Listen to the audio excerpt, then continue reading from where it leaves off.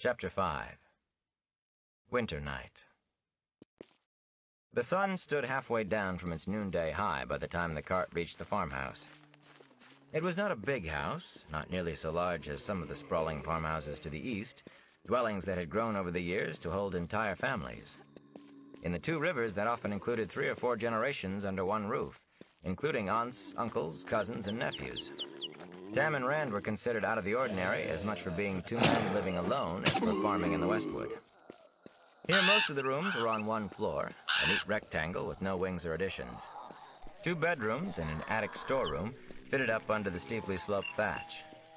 If the whitewash was all but gone from the stout wooden walls after the winter storms, the house was still in a tidy state of repair, the thatch tightly mended, and the doors and shutters well hung and snug-fitting. House, barn, and stone sheep pen formed the points of a triangle around the farmyard, where a few chickens had ventured out to scratch at the cold ground. An open shearing shed and a stone dipping trough stood next to the sheep pen. Hard by the fields, between the farmyard and the trees, loomed the tall cone of a tight-walled curing shed. Few farmers in the Two Rivers could make do without both wool and tobacco to sell when the merchants came. When Rand took a look in the stone pen, the heavy-horned herd ram looked back at him, but most of the black-faced flock remained placidly where they lay, or stood, with their heads in the feed trough. Their coats were thick and curly, but it was still too cold for shearing. "I don't think the black-cloaked man came here," Rand called to his father, who was walking slowly around the farmhouse, spear held at the ready, examining the ground intently. "The sheep wouldn't be so settled if that one had been around." Tam nodded, but did not stop. When he had made a complete circuit of the house, he did the same around the barn and the sheep pen, still studying the ground. He even checked the smokehouse and the curing shed. Drawing a bucket of water from the well, he flipped a cupped hand, sniffed the water, and gingerly touched it with the tip of his tongue. Abruptly, he barked a laugh, then drank it down in a quick gulp. "I suppose he didn't," he told Rand, putting his hand on his coat front. "All this about men and horses I can't see or hear just makes me look crossways at everything." He emptied the well water into another bucket and started for the house, the bucket in one hand and his spear in the other. "I'll start some stew for supper. And as long as we're here, we might as well get caught up on a few chores." Rand grimaced, regretting winter night in Emmons Field. But Tam was right. Around a farm, the work never really got done. As soon as one thing was finished, 2 more always needed doing. He hesitated about it, but kept his bow and quiver close at hand. If the Dark Rider did appear, he had no intention of facing him with nothing but a hoe. First was stabling Bella. Once he had unharnessed her and put her into a stall in the barn next to their cow, he set his cloak aside and rubbed the mare down with handfuls of dry straw, then curried her with a pair of brushes. Climbing the narrow ladder to the loft, he pitched down hay for her feed. He fetched a scoopful of oats for her as well, though there was little enough left, and might be no more for a long while, unless the weather warms soon. The cow had been milked that morning before first light, giving a quarter of her usual yield. She seemed to be drying up as the winter hung on. Enough feed had been left to see the sheep for 2 days. They should have been in the pasture by now, but there was none worth calling it so. Buddy topped off their water. Whatever eggs had been laid needed to be gathered too. There were only 3. The hens seemed to be getting cleverer at hiding them. He was taking a hoe to the vegetable garden behind the house when Tam came out and settled on a bench in front of the barn to mend harness, propping his spear beside him. It made Rand feel better about the bow lying on his cloak a pace from where he stood. Few weeds had pushed above ground, but more weeds than anything else. The cabbages were stunted, barely a sprout of the beans or peas showed, and there was not a sign of a beet.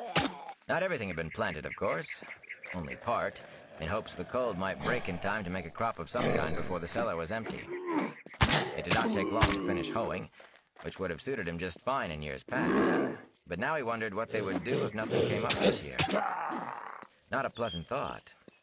And there was still firewood to split. It seemed to Rand like years since there had not been firewood to split. But complaining would not keep the house warm, so he fetched the axe, propped up bow and quiver beside the chopping block, and got to work. Pine for a quick, hot flame, and oak for long burning. Before long, he was warm enough to put his coat aside.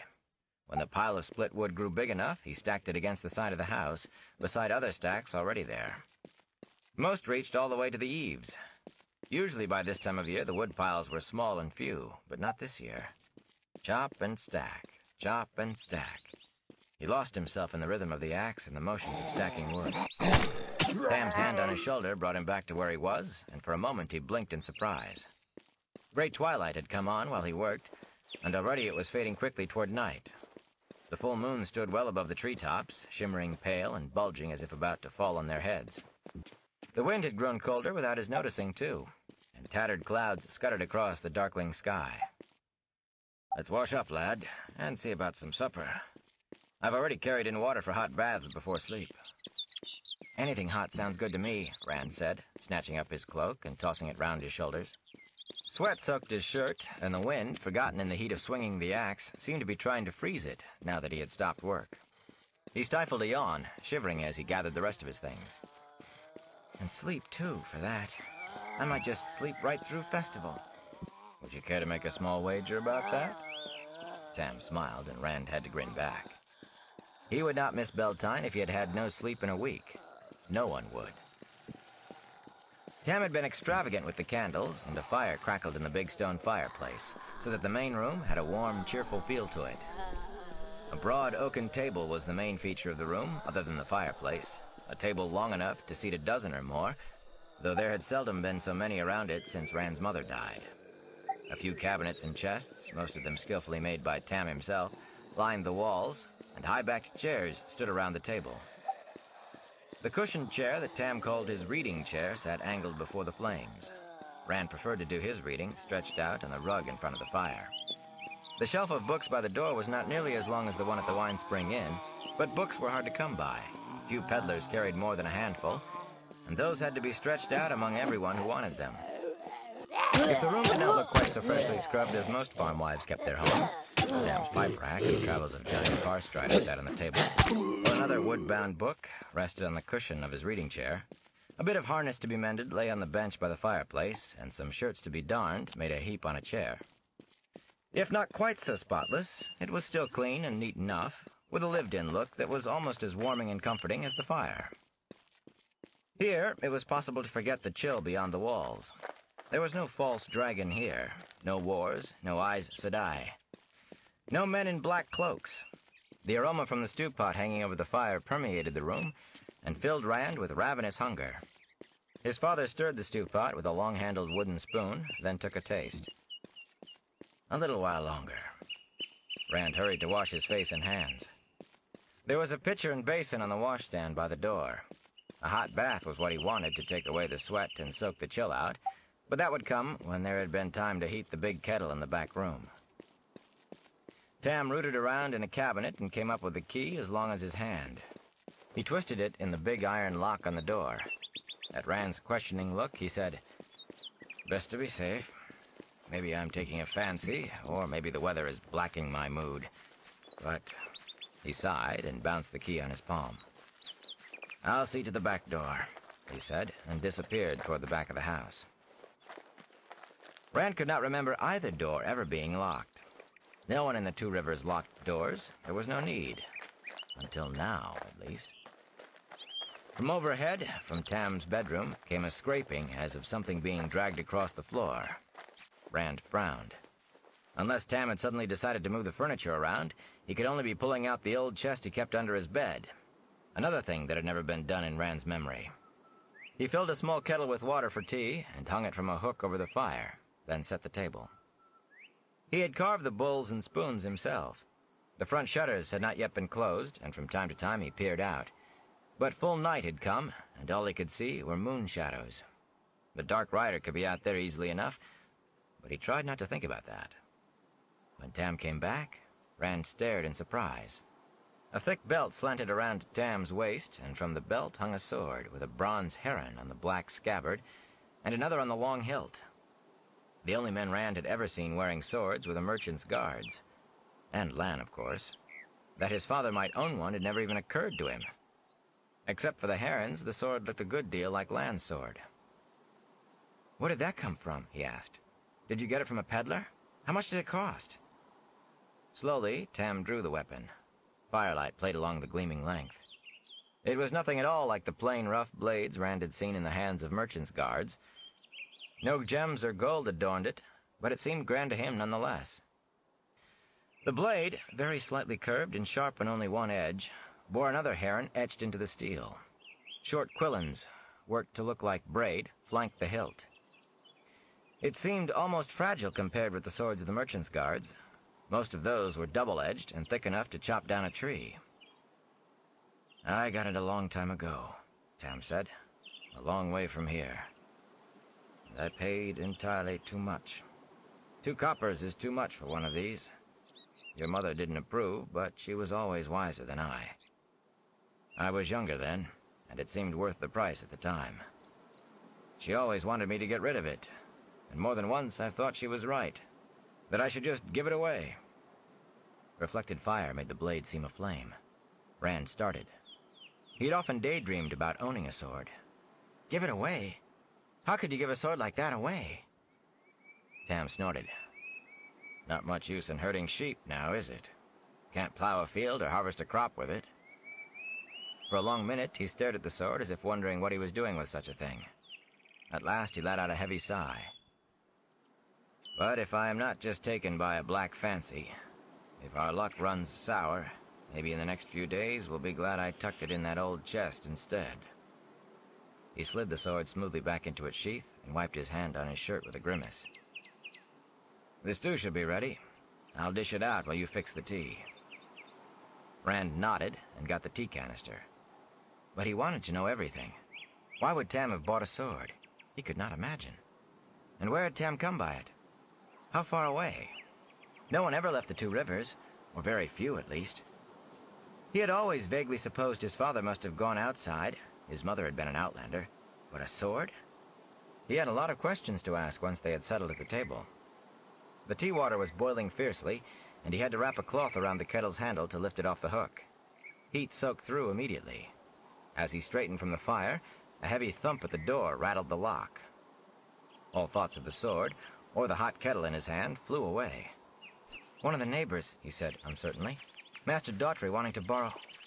But the Daughtry farm, their nearest neighbor, was an hour away even in the daylight. And Oren Daughtry, shameless borrower that he was still not likely to leave his house by dark.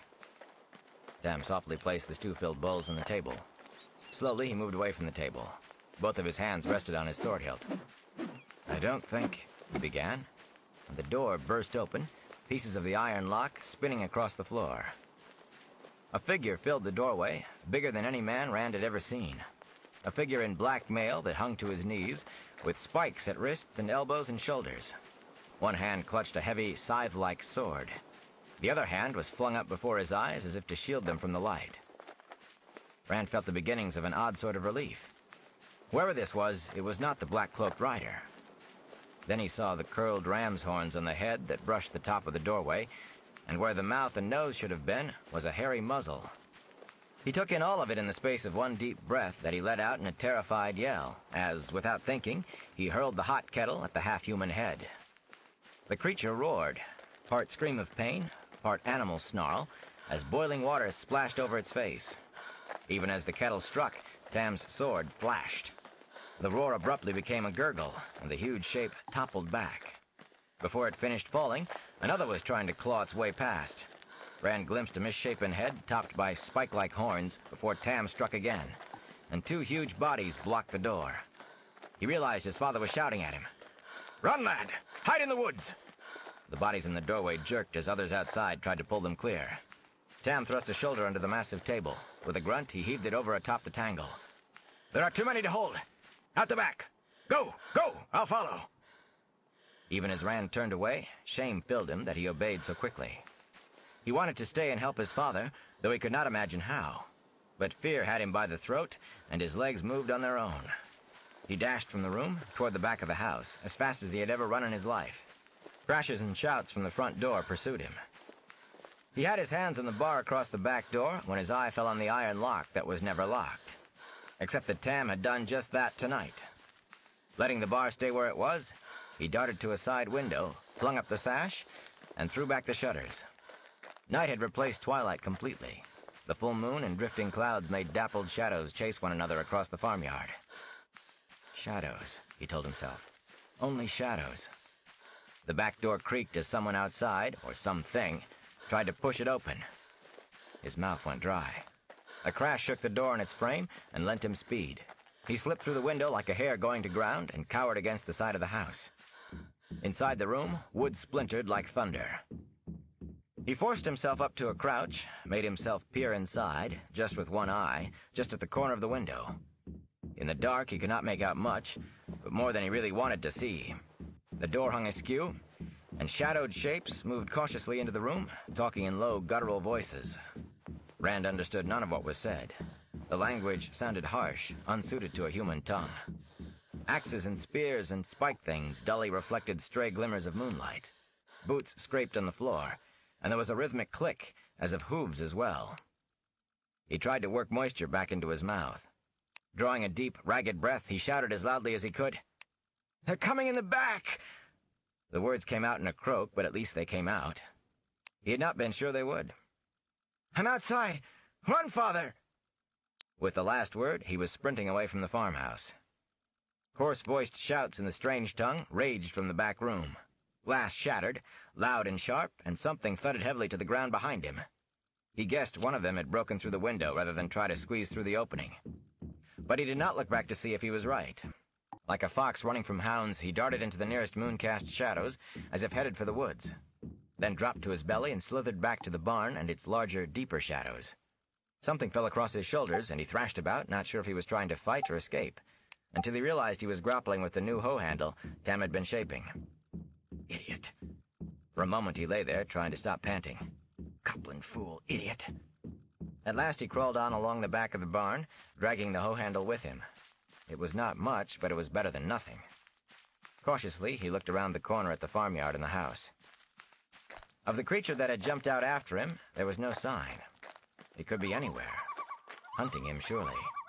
Even creeping up on him at that very moment. Frightened bleats filled the sheep pen to his left. The flock milled as if trying to find an escape. Shattered shapes flickered in the lighted front windows of the house, and the clash of steel on steel rang through the darkness. Suddenly, one of the windows burst outward in a shower of glass and wood, as Tam leaped through it, sword still in hand. He landed on his feet, but instead of running away from the house, he dashed toward the back of it, ignoring the monstrous things scrambling after him through the broken window in the doorway. Rand stared in disbelief. Why was he not trying to get away? Then he understood. Tam had last heard his voice from the rear of the house. "Father!" he shouted. "I'm over here!" In mid-stride, Tam whirled, not running toward Rand, but at an angle away from him. "Run, lad!" he shouted, gesturing with the sword as if to someone ahead of him. "Hide!" A dozen huge forms streamed after him, Harsh shouts and shrill howls shivering the air. Rand pulled back into the shadows behind the barn. There he could not be seen from the house, in case any of the creatures were still inside. He was safe, for the moment at least. But not Tam. Tam was trying to lead those things away from him. His hands tightened on the hoe handle, and he had to clench his teeth to stop a sudden laugh. A hoe handle. Facing one of those creatures with a hoe handle would not be much like playing at quarterstaffs with Perrin. But he could not let Tam face what was chasing him alone. If I move like I was stalking a rabbit, he whispered to himself, they'll never hear me or see me. The eerie cries echoed in the darkness, and he tried to swallow. More like a pack of starving wolves. Soundlessly, he slipped away from the barn toward the forest, gripping the hoe handle so hard that his hands hurt. At first, when the trees surrounded him, he took comfort from them. They helped hide him from whatever the creatures were that had attacked the farm. As he crept through the woods, though, moon shadows shifted, and it began to seem as if the darkness of the forest changed and moved too. Trees loomed malevolently, branches writhed toward him. But were they just trees and branches? He could almost hear the growling chuckles stifled in their throats while they waited for him. The howls of Tam's pursuers no longer filled the night, but in the silence that replaced them, he flinched every time the wind scraped one limb against another. Lower and lower he crouched, and moved more and more slowly. He hardly dared to breathe for fear he might be heard. Suddenly a hand closed over his mouth from behind, and an iron grip seized his wrist. Frantically he clawed over his shoulder with his free hand for some hold on the attacker. "Don't break my neck, lad," came Tam's hoarse whisper. Relief flooded him, turning his muscles to water. When his father released him, he fell to his hands and knees, gasping as if he had run for miles. Tam dropped down beside him, leaning on one elbow. "I wouldn't have tried that if I had thought how much you've grown in the last few years," Tam said softly. His eyes shifted constantly as he spoke, keeping a sharp watch in the darkness. "But I had to make sure you didn't speak out. Some Trollocs can hear like a dog. Maybe better. But Trollocs are just..." Rand let the words trail off. Not just a story. Not after tonight. Those things could be Trollocs or the Dark One himself, for all he knew. "Are you sure?" he whispered. "I mean, Trollocs?" "I'm sure. Though what brought them to the Two Rivers? I never saw one before tonight, but I've talked with men who have, so I know a little. Maybe enough to keep us alive. Listen closely. A Trolloc can see better than a man in the dark, but bright lights blind them, for a time at least. That may be the only reason we got away from so many. Some can track by scent or sound, but they're said to be lazy. If we can keep out of their hands long enough, they should give up." That made Rand feel only a little better. "In the stories, they hate men and serve the Dark One. If anything belongs in the Shepherd of the Night's flocks, lad, it is Trollocs. They kill for the pleasure of killing, so I've been told. But that's the end of my knowledge, except that they cannot be trusted unless they're afraid of you, and then not far." Rand shivered. He did not think he would want to meet anyone a Trolloc was afraid of. "Do you think they're still hunting for us?" "Maybe. Maybe not. They don't seem very smart. Once we got into the forest, I sent the ones after me off toward the mountains without much trouble." Tam fumbled at his right side, then put his hand close to his face. "Best act as if they are, though." "You're hurt." "Keep your voice down. It's just a scratch. And there is nothing to be done about it now, anyway. At least the weather seems to be warming." He lay back with a heavy sigh. Perhaps it won't be too bad spending the night out. In the back of his mind, Rand had just been thinking fond thoughts of his coat and cloak. The trees cut the worst of the wind, but what gusted through still sliced like a frozen knife. Hesitantly, he touched Tam's face and winced. "You're on fire." "I have to get you to Nynaeve." "In a bit, lad. We don't have any time to waste. It's a long way in the dark." He scrambled to his feet and tried to pull his father up. A groan barely stifled by Tam's clenched teeth made Rand hastily ease him back down. "Let me rest a while, boy. I'm tired." Rand pounded his fist on his thigh. Snug in the farmhouse, with a fire and blankets, plenty of water and willow bark, he might have been willing to wait for daybreak before hitching Bella and taking Tam into the village. Here was no fire, no blankets, no cart, and no Bella. But those things were still back at the house. If he could not carry Tam to them, Perhaps he could bring some of them, at least, to Tam. If the Trollocs were gone, they had to go sooner or later. He looked at the hoe handle, then dropped it. Instead, he drew Tam's sword. The blade gleamed dully in the pale moonlight. The long hilt felt odd in his hand. The weight and heft were strange. He slashed at the air a few times before stopping with a sigh. Slashing at air was easy. If he had to do it against a Trolloc, he was surely just as likely to run instead, or freeze stiff, so he could not move at all until the Trolloc swung one of those odd swords and... Stop it. It's not helping anything. As he started to rise, Tam caught his arm. Where are you going? We need the cart, he said gently, and blankets. He was shocked at how easily he pulled his father's hand from his sleeve. Rest, and I'll be back. Careful, Tam breathed. He could not see Tam's face in the moonlight, but he could feel his eyes on him. I will be. As careful as a mouse exploring a hawk's nest, he thought. As silently as another shadow, he slid into the darkness. He thought of all the times he had played tag in the woods with his friends as children, stalking one another, straining not to be heard until he put a hand on someone's shoulder. Somehow he could not make this seem the same. Creeping from tree to tree, he tried to make a plan, but by the time he reached the edge of the woods, he had made and discarded 10. Everything depended on whether or not the Trollocs were still there. If they were gone, he could simply walk up to the house and take what he needed. If they were still there... In that case, there was nothing for it but go back to Tam. He did not like it, but he could do Tam no good by getting killed. He peered toward the farm buildings. The barn and the sheep pen were only dark shapes in the moonlight. Light spilled from the front windows of the house, though, and through the open front door. Just the candles father lit. Or are there Trollocs waiting? He jumped convulsively at a nighthawk's reedy cry, then sagged against a tree, shaking. This was getting him nowhere. Dropping to his belly, he began to crawl, holding the sword awkwardly before him. He kept his chin in the dirt all the way to the back of the sheep pen. Crouched against the stone wall, he listened. Not a sound disturbed the night. Carefully, he eased up enough to look over the wall. Nothing moved in the farmyard. No shadows flickered against the lit windows of the house or in the doorway. Bella and the cart first, with the blankets and other things. It was the light that decided him. The barn was dark. Anything could be waiting inside, and he would have no way of knowing until it was too late. At least he would be able to see what was inside the house. As he started to lower himself again, he stopped suddenly. There was no sound. Most of the sheep might have settled down already and gone back to sleep, though it was not likely. But a few were always awake, even in the middle of the night, rustling about, bleating now and again. He could barely make out the shadowy mounds of sheep on the ground. One lay almost beneath him. Trying to make no noise, he hoisted himself onto the wall until he could stretch out a hand to the dim shape. His fingers touched curly wool, then wetness. The sheep did not move.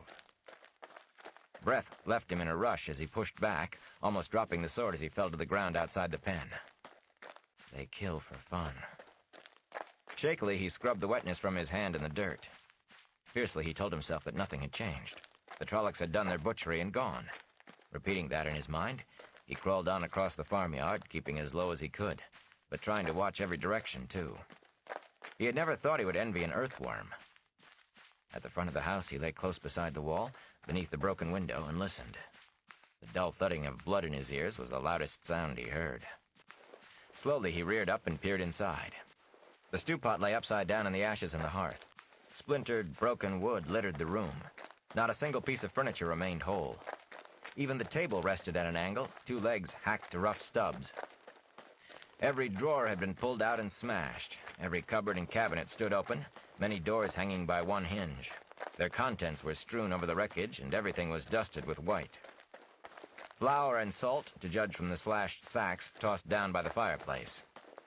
4 twisted bodies made a tangle in the remnants of the furnishings. Trollocs. Rand recognized one by its ram's horns. The others were much the same, even in their differences. A repulsive melange of human faces distorted by muzzles, horns, feathers, and fur.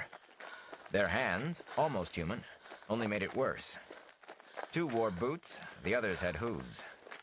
He watched without blinking until his eyes burned. None of the Trollocs moved. They had to be dead, and Tam was waiting. He ran in through the front door and stopped, gagging at the stench. A stable that had not been mucked out in months was the only thing he could think of that might come close to matching it. Vile smears defiled the walls. Trying to breathe through his mouth, he hurriedly began poking through the mess on the floor. There had been a water bag in one of the cupboards. A scraping sound behind him sent a chill to his marrow, and he spun, almost falling over the remains of the table. He caught himself and moaned behind teeth that would have chattered had he not had them clenched until his jaw ached. One of the Trollocs was getting to its feet. A wolf's muzzle jutted out between sunken eyes. Flat, emotionless eyes, and all too human. Hairy, pointed ears twitched incessantly. It stepped over one of its dead companions on sharp goat hooves. The same black mail the others wore rasped against leather trousers, and one of the huge, scythe-curved swords swung at its side. It muttered something, guttural and sharp, then said, "Others go away. Narg stay. Narg smart." The words were distorted and hard to understand, coming from a mouth never meant for human speech. Its tone was meant to be soothing, he thought, but he could not take his eyes off the stained teeth, long and sharp, that flashed every time the creature spoke. "Narg know some come back sometime. Narg wait. You no need sword. Put sword down." Until the Trolloc spoke, Rand did not realize that he held Tam's sword wavering before him in both hands, its point aimed at the huge creature. It towered head and shoulders above him with the chest and arms to dwarf Master Luhan. "Narg no hurt." It took a step closer, gesturing. "You put sword down." The dark hair on the backs of its hands was thick like fur. "Stay back," Rand said, wishing his voice was steadier. "Why did you do this? Why?" "Belja de Garugda." The snarl quickly became a toothy smile. "Put sword down. Narg no hurt. Myrddraal want talk you." A flash of emotion crossed the distorted face. Fear. "Others come back. You talk, Myrddraal." It took another step, one big hand coming to rest on its own sword hilt. "You put sword down." Rand wet his lips. Myrddraal. The worst of the stories was walking tonight. If a Fade was coming, it made a Trolloc pale by comparison. He had to get away. But if the Trolloc drew that massive blade, he would not have a chance. He forced his lips into a shaky smile. "All right." Grip tightening on the sword, he let both hands drop to his sides. "I'll talk." The wolf smile became a snarl, and the Trolloc lunged for him. Rand had not thought anything that big could move so fast. Desperately, he brought his sword. The monstrous body crashed into him, slamming him against the wall. Breath left his lungs like gasp. He fought for air as they fell to the floor together, the Trolloc on top. Frantically, he struggled beneath the crushing weight, trying to avoid thick hands groping for him and snapping jaws. Abruptly, the Trolloc spasmed and was still. Battered and bruised, half suffocated by the bulk on top of him, for a moment Rand could only lie there in disbelief. Quickly he came to his senses, though, enough to writhe out from under the body at least. And body it was. The bloodied blade of Tam's sword stood out from the center of the Trolloc's back. He had gotten it up in time after all. Blood covered Rand's hands as well, and made a blackish smear across the front of his shirt. His stomach churned, and he swallowed hard to keep from being sick. He shook as hard as he had in the worst of his fear, but this time in relief at still being alive. Others come back, the Trolloc had said. The other Trollocs would be returning to the farmhouse. And a Myrddraal, a Fade. The stories said Fades were 20 feet tall, with eyes of fire, and they rode shadows like horses. When a Fade turned sideways, it disappeared, and no wall could stop them. He had to do what he had come for and get away quickly.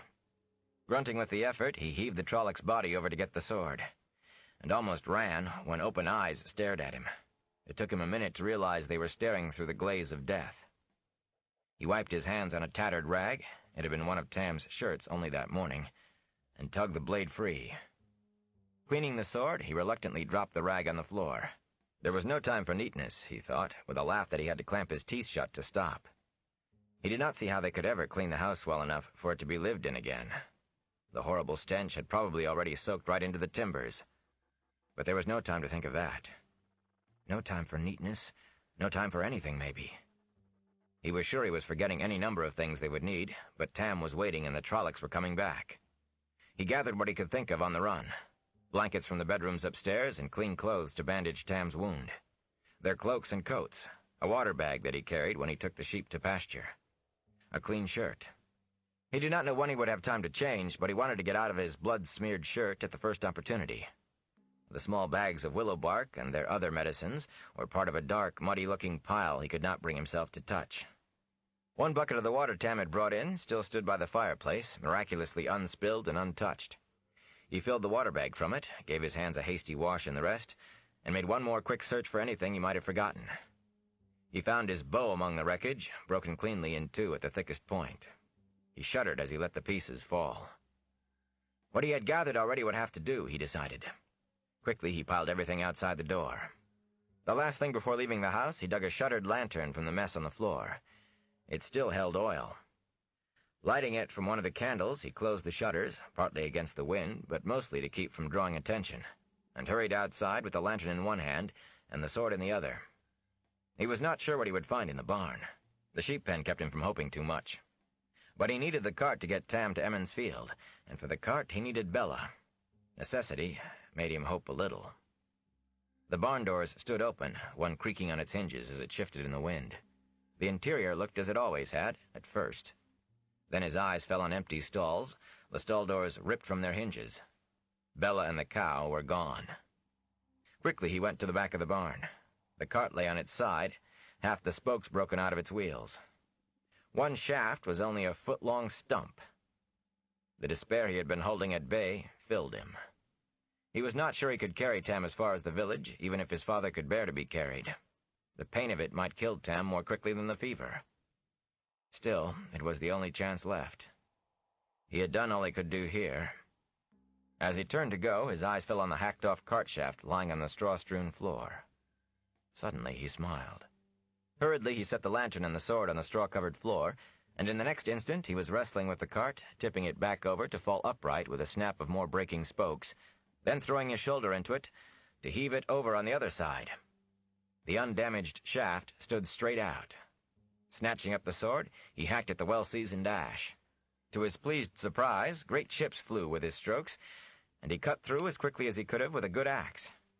When the shaft fell free, he looked at the sword blade in wonder. Even the best sharpened axe would have dulled chopping through that hard-aged wood, but the sword looked as brightly sharp as ever. He touched the edge with his thumb, then hastily stuck it in his mouth. The blade was still razor-sharp.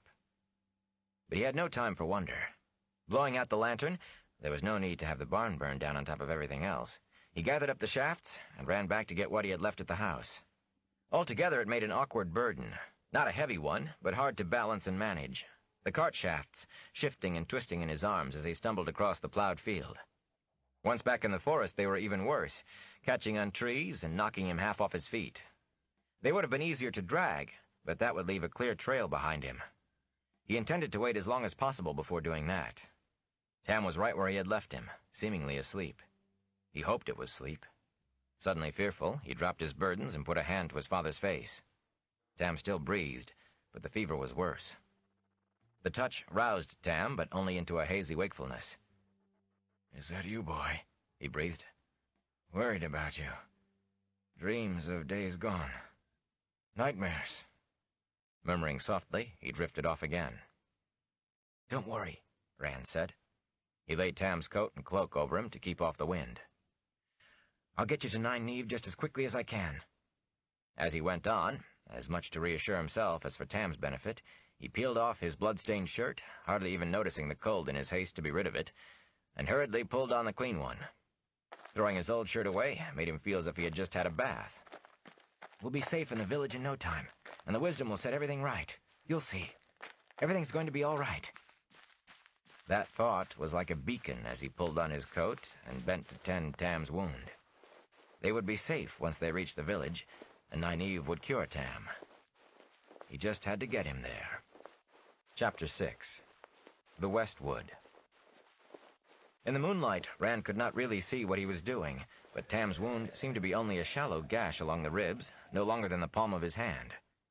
He shook his head in disbelief. He had seen his father take more of an injury than that, and not even stop work except to wash it off. Hastily he searched Tam from head to foot for something bad enough to account for the fever, but the one cut was all he could find. Small as it was, that lone cut was still grave enough. The flesh around it burned to the touch. It was even hotter than the rest of Tam's body, and the rest of him was hot enough to make Rand's jaws clench.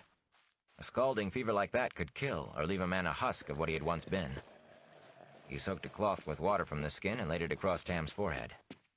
He tried to be gentle about washing and bandaging the gash on his father's ribs, but soft groans still interrupted Tam's low muttering. Stark branches loomed around them, threatening as they shifted in the wind.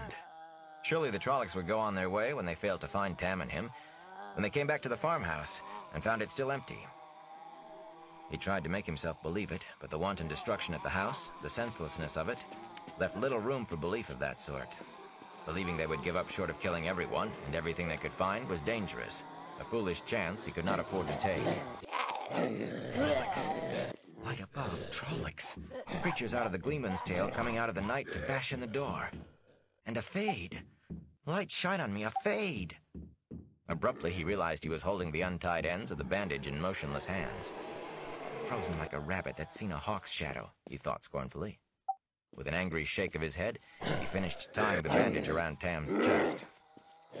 Knowing what he had to do, even getting on with it, did not stop him being afraid. When the Trollocs came back, they would surely begin searching the forest around the farm for some trace of the people who had escaped them. The body of the one he had killed would tell them those people were not far off. Who knew what a fade would do, or could do? On top of that, his father's comment about Trollocs' hearing was as loud in his mind as if Tam had just said it. He found himself resisting the urge to put a hand over Tam's mouth to still his groans and murmurs.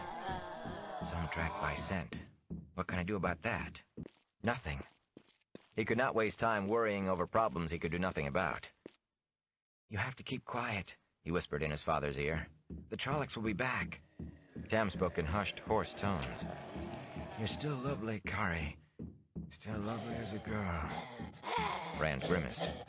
His mother had been dead 15 years. If she was still alive, then the fever was even worse than Rand had thought.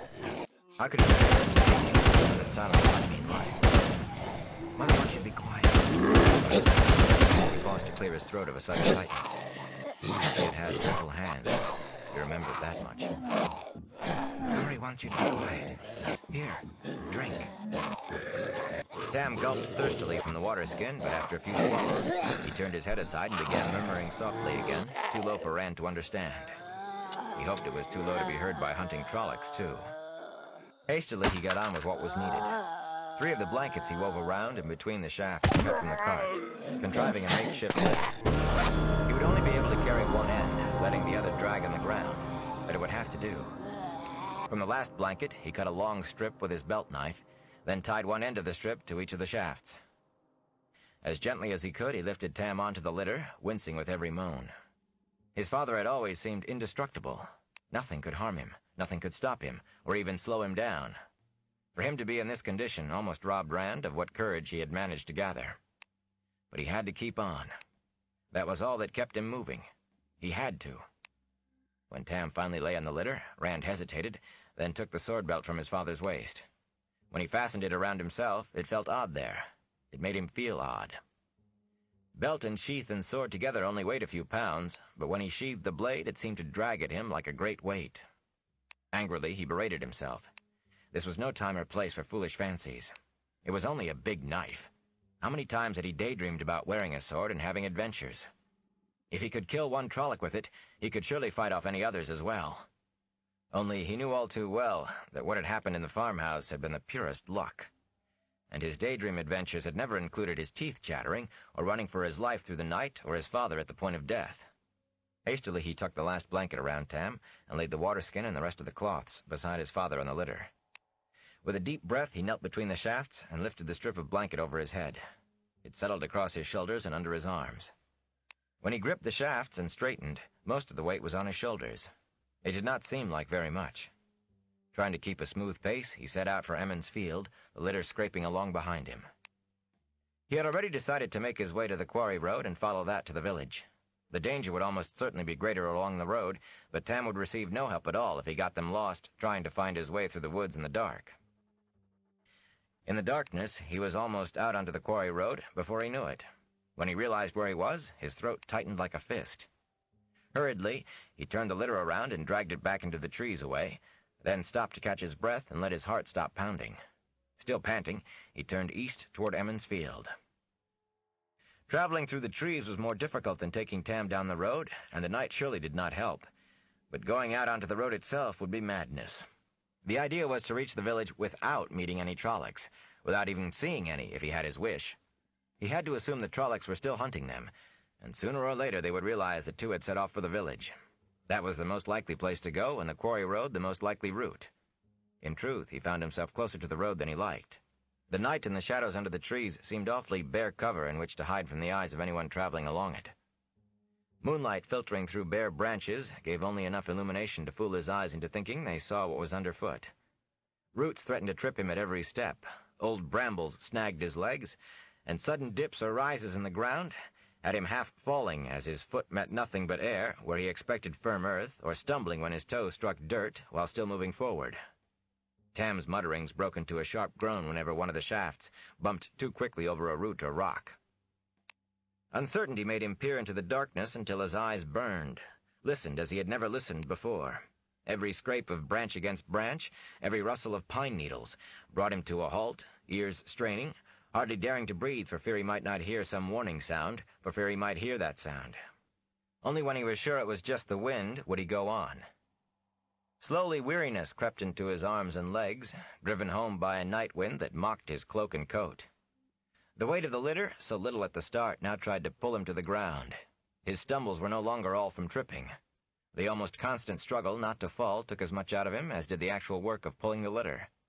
He had been up before dawn to begin his chores, and even with the trip to Emmons Field, he had done almost a full day's work. On any normal night, he would be resting before the fireplace, reading one of Tam's small collection of books before going to bed. The sharp chill soaked into his bones, and his stomach reminded him that he had had nothing to eat since Mr. Salvere's honey cakes. He muttered to himself, angry at not taking some food at the farm. A few minutes more could not have made any difference. A few minutes to find some bread and cheese. The Trollocs would not have come back in just a few minutes more. Or just the bread. Of course, Mr. Salvere would insist on putting a hot meal in front of him once they reached the inn. A steaming plate of her thick lamb stew, probably, and some of that bread she had been baking, and lots of hot tea.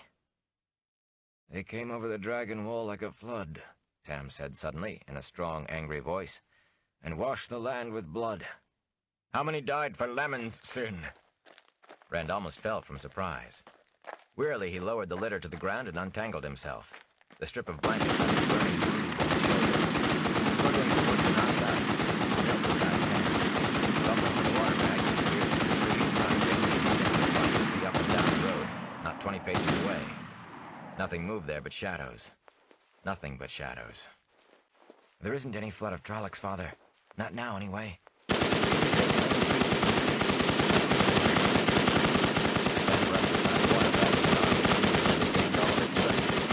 He seized Rand's collar, pulling him close enough to feel the heat of his father's fever in his own cheek. "They called them savages," Tam said urgently. "The fools said they could be swept aside like rubbish. How many battles lost, how many cities burned, before they faced the truth, before the nations stood together against them?" He loosed his hold on Rand. Sadness filled his voice. "Feel that mob, covered with the dead, and no sound but the cries of ravens and the buzzing of flies. The topless towers of Cairene, burning in the night like torches. All the way to the shining walls they burned and slew before they were turned back. All the way to..." Rand clamped a hand over his father's mouth. The sound came again, a rhythmic thudding, directionless in the trees, fading, then growing stronger again as the wind shifted. Frowning, he turned his head slowly, trying to decide from where it came. A flicker of motion caught the corner of his eye, and in an instant he was crouched over Tam. He was startled to feel the hilt of the sword clutched tight in his hand, but most of him concentrated on the quarry, as if the road were the only real thing in the entire world. Wavering shadows slowly resolved themselves into a horse and rider, followed up the road by tall, bulky shapes trying to keep up with the animal.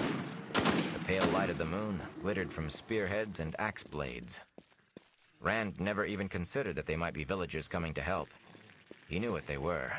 He could feel it, like grit scraping his bones, even before they drew close enough for moonlight to reveal the hooded cloak swathing the horseman, a cloak that hung undisturbed by the wind. All of the shapes appeared black in the night, and the horse's hooves made the same sounds that any others would, but Rand knew this horse from any other.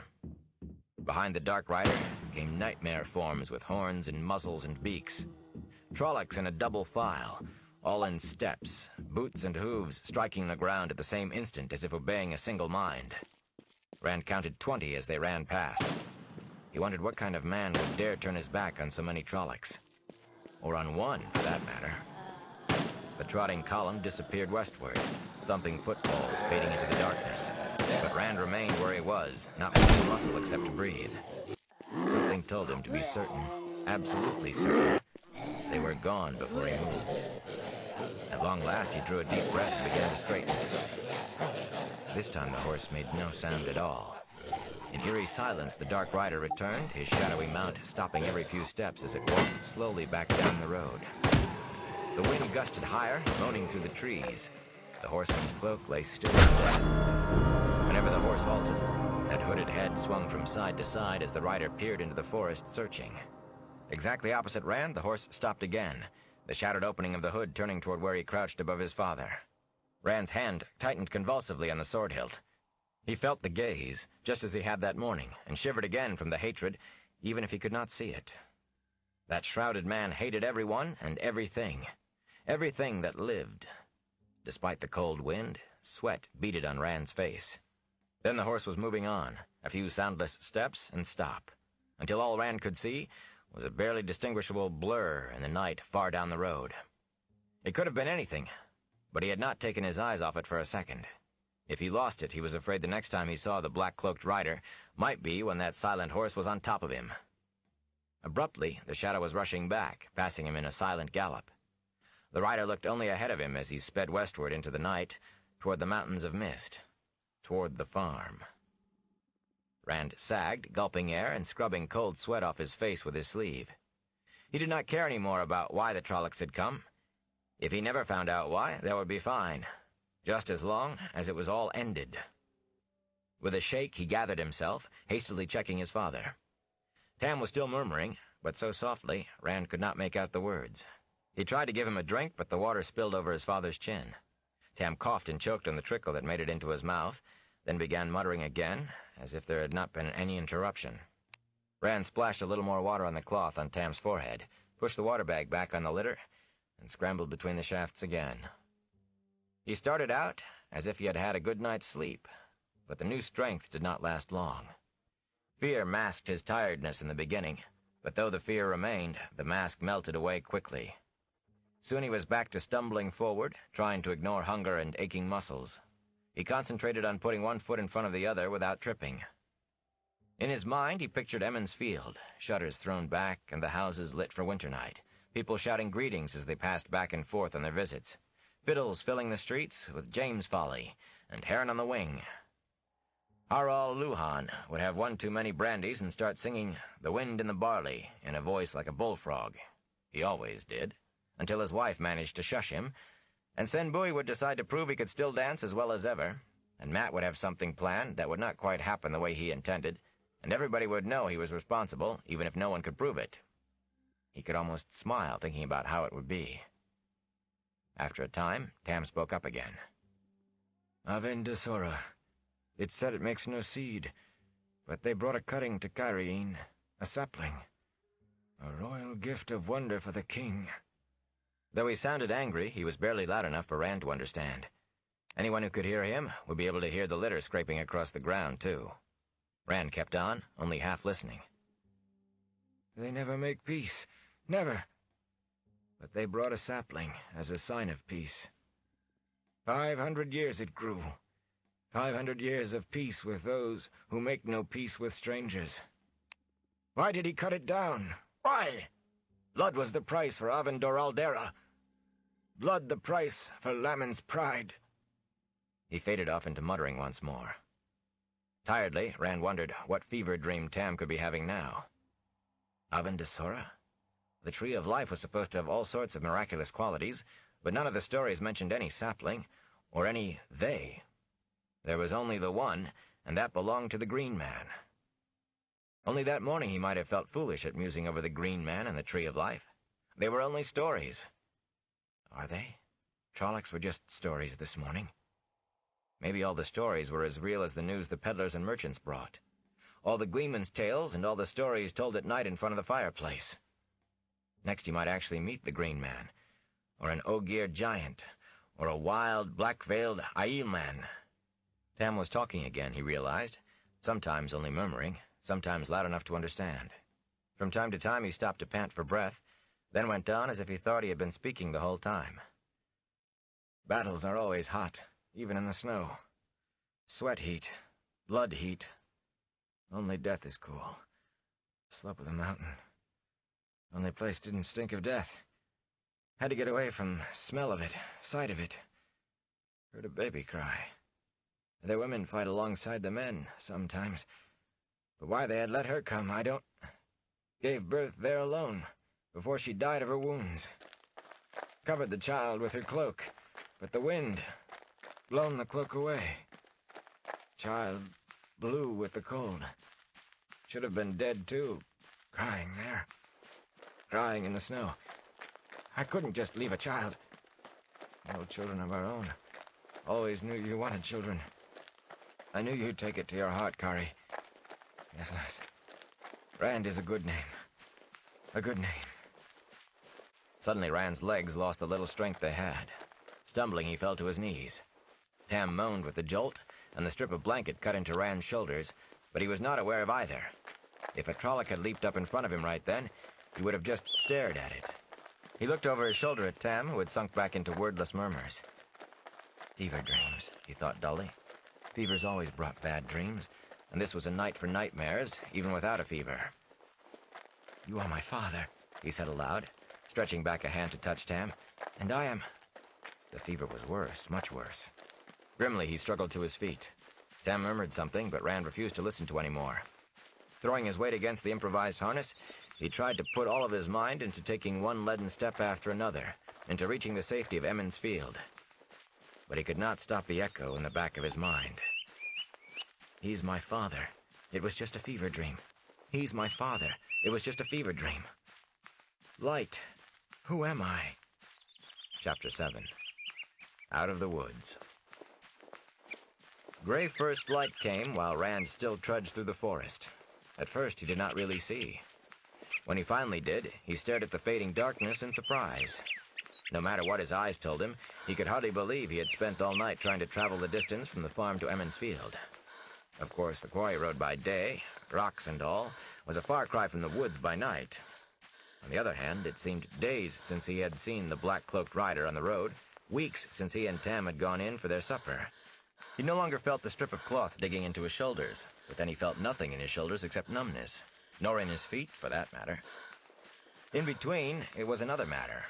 His breath came in labored pants that had long since set his throat and lungs to burning, and hunger twisted his stomach into queasy sickness. Tam had fallen silent some time before. Rand was not sure how long it had been since the murmurs ceased, but he did not dare halt now to check on Tam. If he stopped, he would never be able to force himself to start out again. Anyway, whatever Tam's condition, he could do nothing beyond what he was doing. The only hope lay ahead in the village.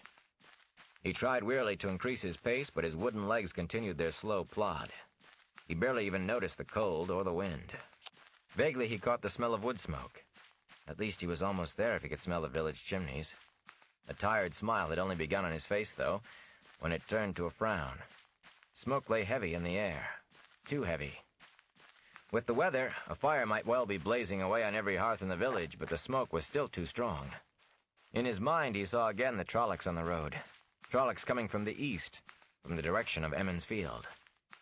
He peered ahead, trying to make out the first houses, and ready to shout for help at the first sight of anyone, even Sen Bowie or one of the Coplans. A small voice in the back of his head told him to hope someone there could still give help. Suddenly a house became visible through the last bare-branched trees, and it was all he could do to keep his feet moving. Hope turning to sharp despair, he staggered into the village. Charred piles of rubble stood in the places of half the houses of Emond's Field. Soot-coated brick chimneys thrust like dirty fingers from heaps of blackened timbers. Thin wisps of smoke still rose from the ruins.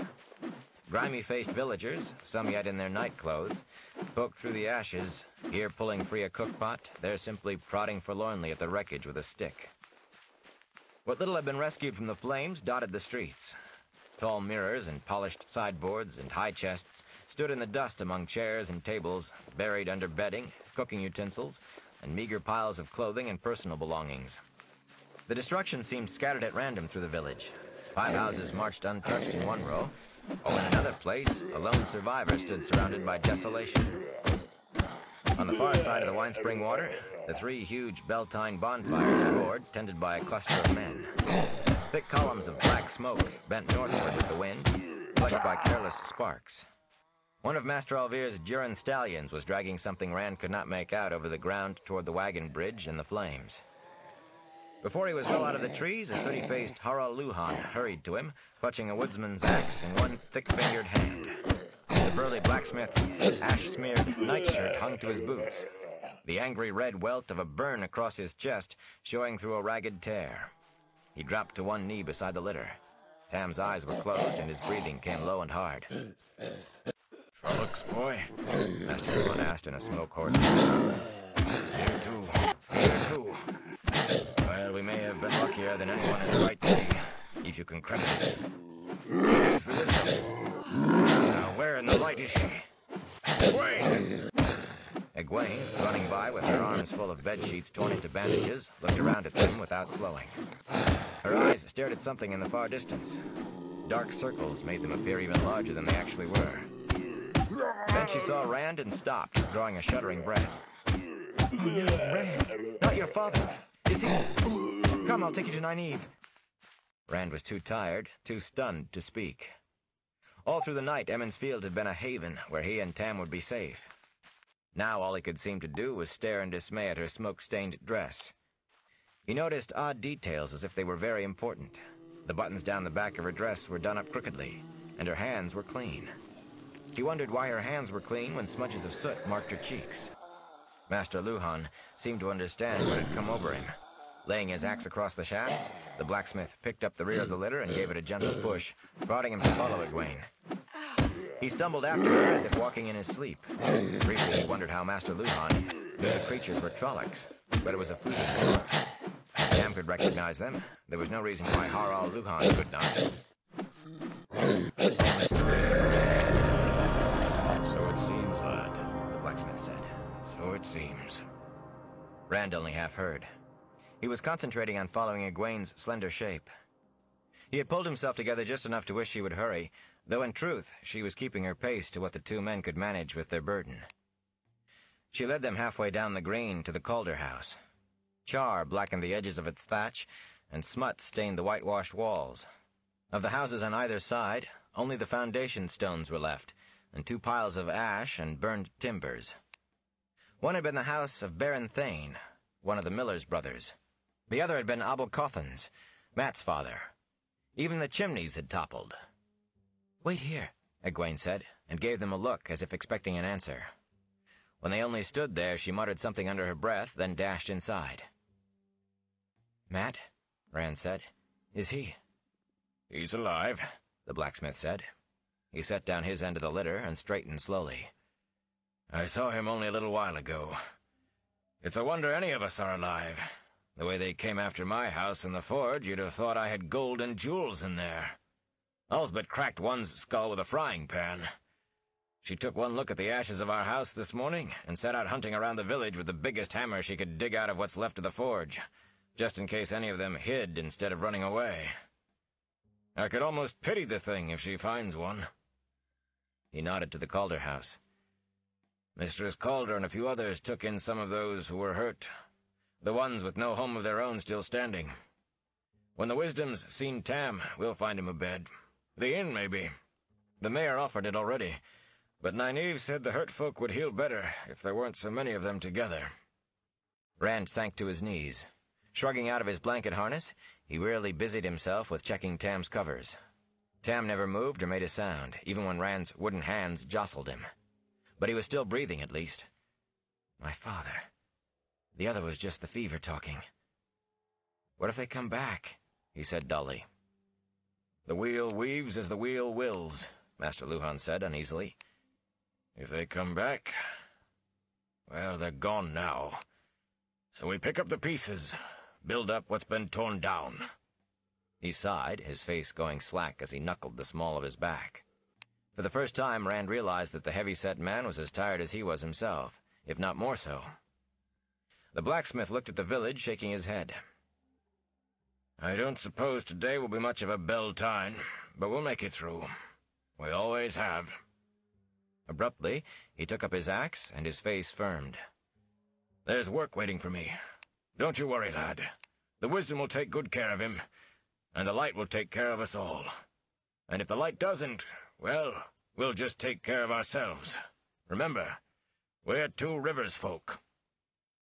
Still on his knees, Rand looked at the village as the blacksmith walked away. Really looked for the first time. Master Luhan was right, he thought, and was surprised that he was not surprised by what he saw. People still dug in the ruins of their homes, but even in the short time he had been there, more of them had begun to move with a sense of purpose. He could almost feel the growing determination. But, he wondered, they had seen Trollocs. Had they seen the black-cloaked rider? Had they felt his hatred? Nynaeve and Egwene appeared from the Calder house, and he sprang to his feet. Or rather, he tried to spring to his feet. It was more of a stumbling lurch that almost put him on his face in the dust. The Wisdom dropped to her knees beside the litter without giving him so much as a glance. Her face and dress were even dirtier than Egwene's, and the same dark circles lined her eyes, though her hands, too, were clean. She felt Tam's face and thumbed open his eyelids. With a frown, she pulled down the coverings and eased the bandage aside to look at the wound. Before Rand could see what lay underneath, she had replaced the wadded cloth. Sighing, she smoothed the blanket and cloak back up to Tam's neck with a gentle touch, as if tucking a child in for the night. There's nothing I can do, she said. She had to put her hands on her knees to straighten up.